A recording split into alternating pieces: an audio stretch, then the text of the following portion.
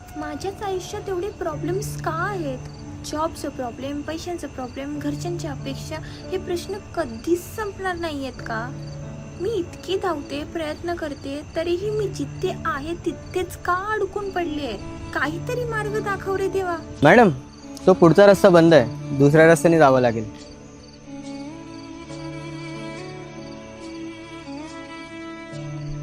पुढे मार्ग नसेल तर रस्ता बदलून बघायचा, कदाचित तिथं उत्तर सापडेल.